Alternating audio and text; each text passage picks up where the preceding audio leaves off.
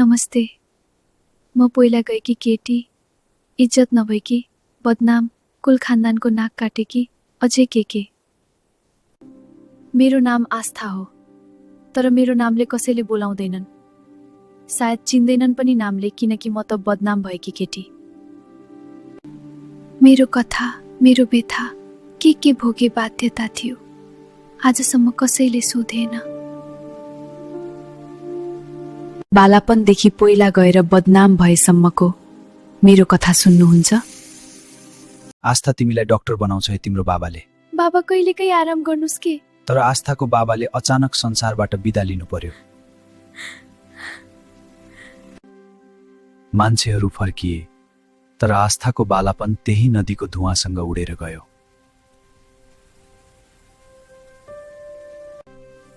कल्पनाले नयाँ सहारा पाइन् अनि आस्थाले नयाँ बाबा, तर उनको लागि त्यो नयाँ सम्बन्ध सजिलो भएन। आमा, मलाई बिर्सिनु भयो। कल्पनाले नयाँ श्रीमान, नयाँ घर पाइन्, तर आस्थाले एक्लोपन अनि रित्तोपन मात्र पाइन्। हेर्नुस्, हाम्रो छोरा तपाईँ जस्तै छ है। बल्ल मेरो आफ्नै रगत आयो, खुसी आयो, तर त्यो खुसीमा आस्थाको नाम हरायो। छोरा अझै खाऊ। कहिलेकाहीँ पेटको भोक भन्दा मायाको भोक ठुलो हुन्छ। आस्था भोकाएकी थिइन्, तर त्यो भोक उनको आमाको मायाको थियो। हेर्न यसको च्यातेको लुगा, तेरी आमा त पहिला गए। मैले के गरेकी थिएँ र? बच्चाहरूले सिकेका शब्द कहिलेकाहीँ ठूला मान्छे भन्दा गहिरा हुन्छन्। बाबा, हजुरको डाक्टर बनाउने सपना मैले पूरा गर्न सक्दिनँ होला।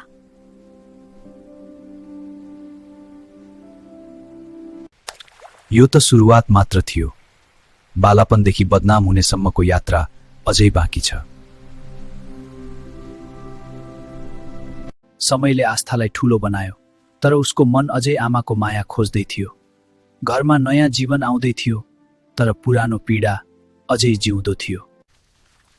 आस्था, ठूलो भइछेस्, राम्रै नि भइछेस् पहिला भन्दा। म जान्छु है।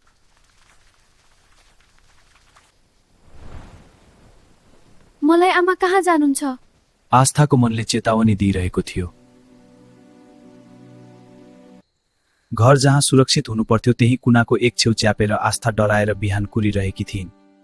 आफ्नै सौतेनी भए नि बाबा मानेकी मान्छेबाट आस्थालाई यस्तो आशा थिएन। आमा, बाबाले मेरो हात समात्न खोज्नु भयो। के कुरा गर्छेस्? घर बिगार्न खोज्दिरहेछ। हे भगवान, म के गरौँ?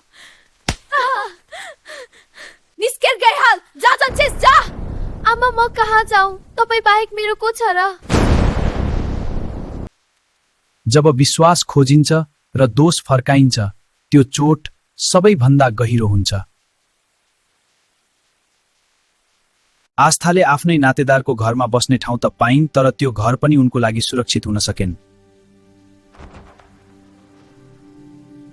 कहिलेकाहीँ मान्छेबाट सबै खोसिन्छ, घर, परिवार, विश्वास। जब केही बाँकी रहँदैन, त्यहीबाट असली यात्रा सुरु हुन्छ।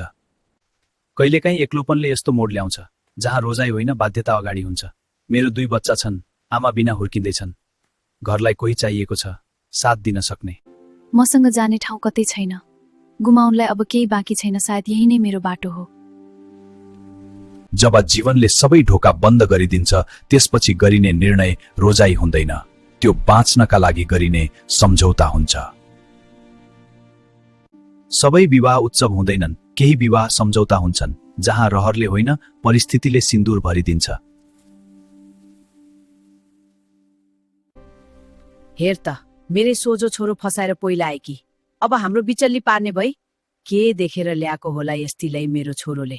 हुन त सोझो छ फसाई। सुन केटी, मेरो नाति नातिनीको एक थोपा आँसु झर्यो भने तेरो जगल्टा एक केलाउँछु। बाध्यताले बिहे गरे पनि आस्था थोरै खुसी थिइन्, किनकि उनले टाउको लुकाउने घर बाध्यताकै सिन्दुरले भए पनि पाएकी थिइन्। कहिलेकाहीँ कसैले साथको नाममा अधिकार खोज्छ, तर मनको स्वीकृति बिना त्यो साथ हुँदैन। तर आस्था बाध्य भइन् सम्झौता गर्न। आफ्नो अस्तित्व जोगाउन घर छोडेकी आस्थाले आज फेरि आफ्नो अस्तित्व जोगाउन शरीर छोडेकी छिन्। के उनको कथा यस्तै रहला त? बाबा, हजुरले मलाई डाक्टर बनाउँछु भन्नुहुन्थ्यो। हेर्नुन्, परिस्थितिले 2 बच्चाको त्यही नि सौतेनी आमा बनायो।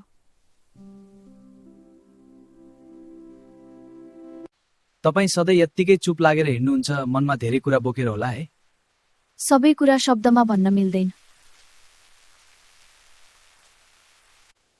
म तपाईँलाई सम्मान गर्छु, म तपाईँलाई मन पराउन थालेँ। म कसैकी श्रीमती हुँ। देख्यो, फेरि अर्कोसँग कुरा गर्दै थिए। चरित्र त पहिलेदेखि नै त्यस्तै हो। संसारलाई कथाको आधा मात्र थाहा हुन्छ, तर फैसला पुरै गर्छ। आस्था, मलाई थाहा छ तिमी कति सहर बाँचिरहेकी छौ। मसँग आऊ, हामी टाढा जाउँला, तिमी खुसी हुन पाउँछौ। म यो के सुन्दैछु आस्था? तँलाई दुःखमा साथ दिएको आज यही दिन देख्न हो कि म बुढो भए अब? म यो कस्तो उल्झनमा परे भगवान। ऊ मलाई नयाँ जीवन दिन कुरिरहेको छ। यहाँ फेरि यो घर मेरै जिम्मामा छ। के आस्था आउलिन् त? उनले आफ्नो बन्धन बाध्यता छोडेर मायालाई स्वीकार गर्लिन् त।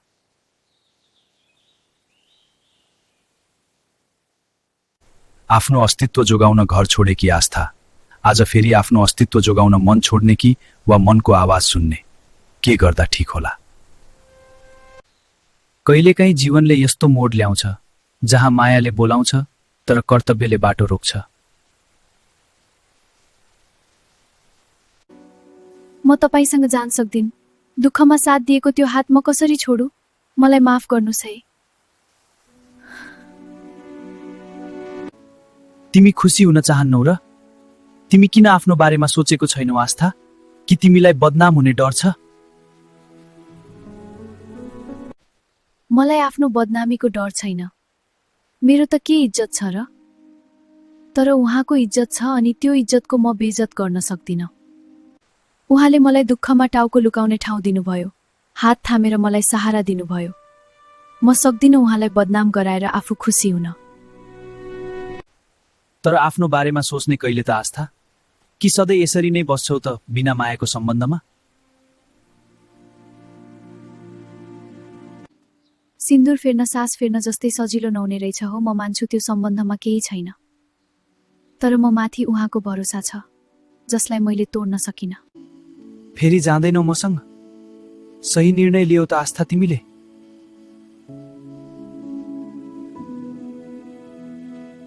आफ्नो अस्तित्व जोगाउन घर छोडेकी आस्था आज फेरि आफ्नो अस्तित्व जोगाउन आफ्नो चाहना छोड्दैछिन्। कहिलेकाहीँ सबैभन्दा गहिरो पीडाबाट नै सबैभन्दा बलियो मानिस जन्मिन्छ।